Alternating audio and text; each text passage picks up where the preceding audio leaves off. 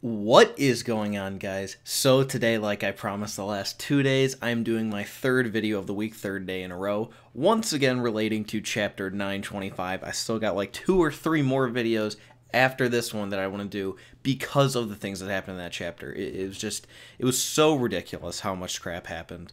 And this time, what I want to be talking about is pretty much everything revolving around Reverie in this chapter. 2 main points, I guess.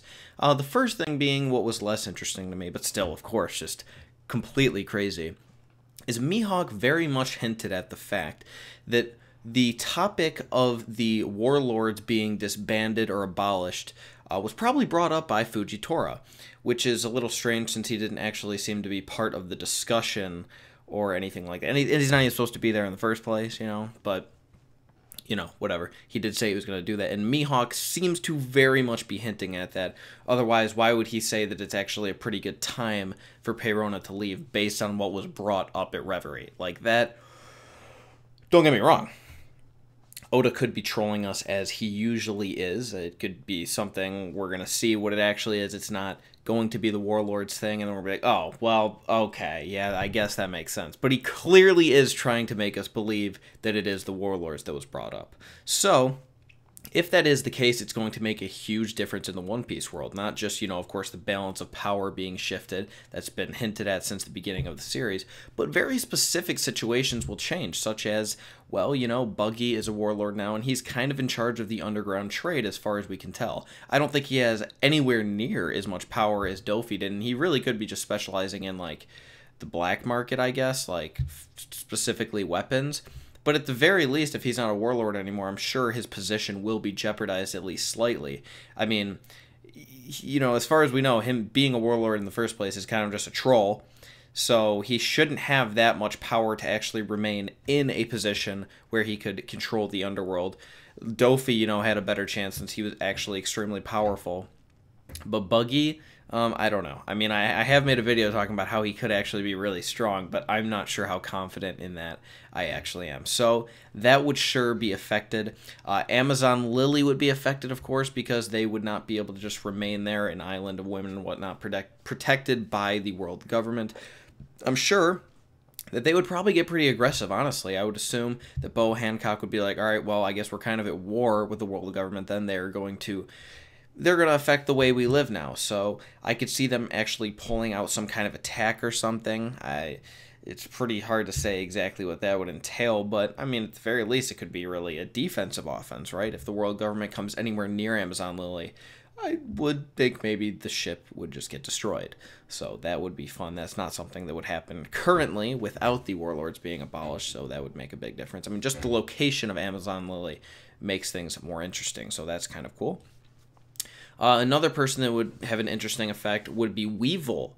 I mean, like, it'd be kind of weird because we see Weevil like one or two times, and he doesn't really do anything. We just know that he's a warlord and he's supposedly the real son of Whitebeard. So it's like, okay, that's cool or whatever. What is he going to do as a warlord? Why did Oda want to make him a warlord if he hasn't done anything with that position? Every other person has abused that position, made the plot go significantly faster because of their position as a warlord. He hasn't had time to do anything yet, so how exactly would that affect something? Maybe, I mean, he doesn't seem like the smartest fellow.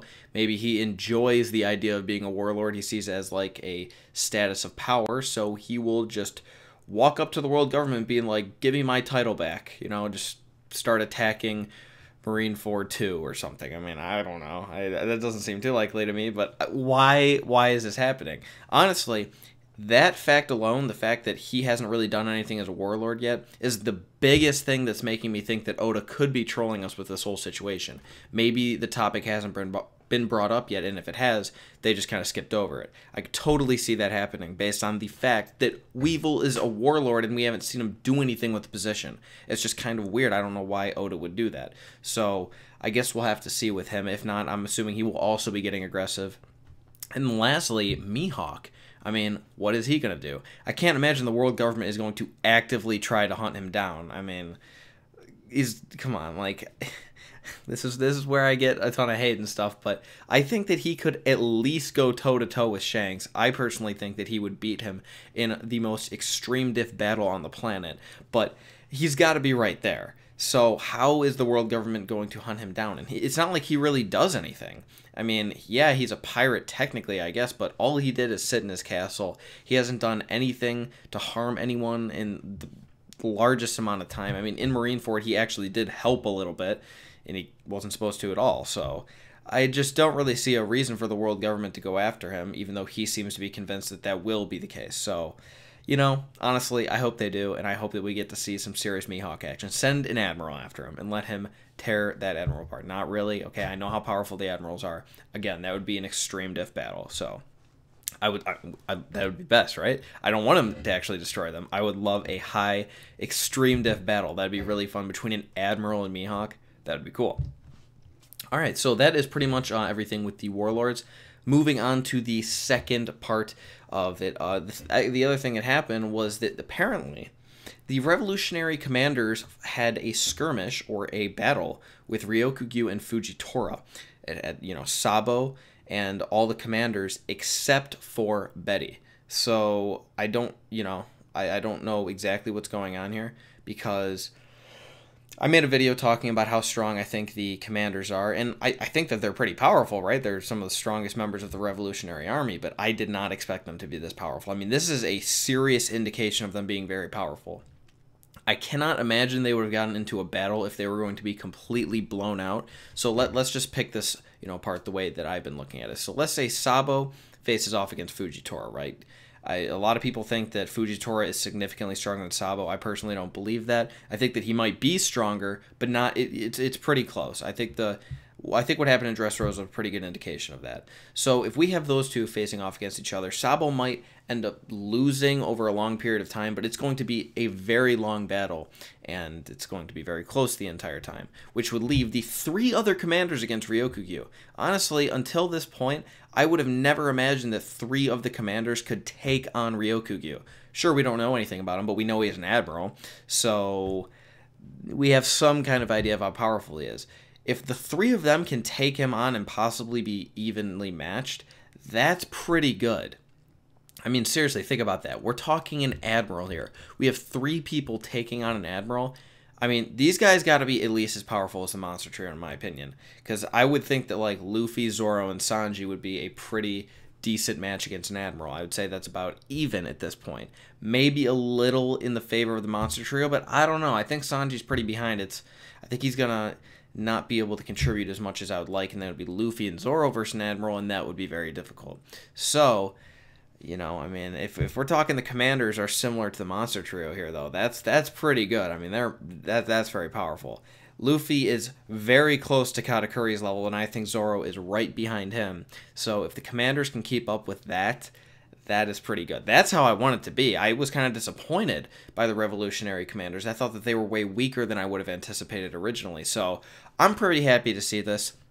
So that leaves the question, what exactly happened here? I mean, it can't be just like they engaged each other for like 5 minutes. They're like, all right, no, let's retreat. The revolutionaries would never do that. I mean, that doesn't make any sense. They went there to accomplish a mission. They're not going to run into their first opponents and be like, oh yeah, we're out.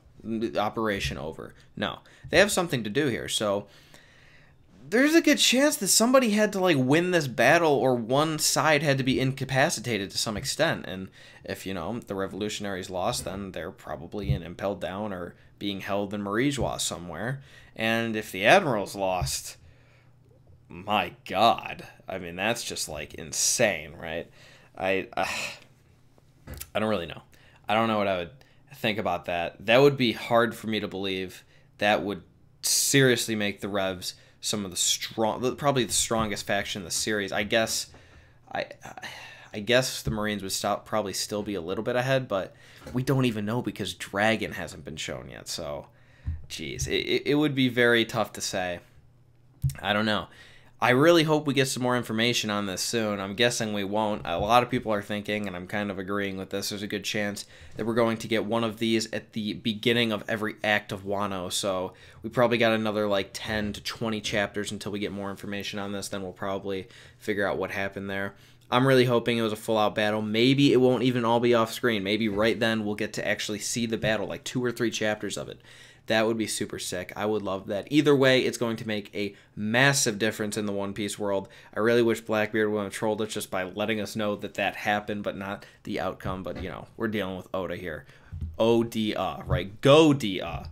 So that's just what we gotta deal with. That's pretty much all I have to say for this video. If you did enjoy it, remember to give it a thumbs up and subscribe if you haven't already. If you want to let me know what you guys think, leave me a comment below. Let me know if you do like these face cam videos. Actually, I've been getting a lot of good responses from it, surprisingly, because I didn't in the past. And again, I wouldn't even be doing them in the first place, but like I've explained in the last 2 videos, I just can't be using panels, and since everything I'm talking about is current events, I can't really use anything but a face cam. So here we are. Hopefully you guys do enjoy it. Let me know what you thought about this video. If you agree with everything I'm saying, or if you disagree, I would love to duke it out with you in the comments. I do it all the time, and people make fun of me for it, actually. I don't know why, but that's what I do. So, leave me a comment. Let me know what you think. I hope you guys have an excellent rest of your day. Enjoy the rest of your weekend, and I will talk to you guys soon.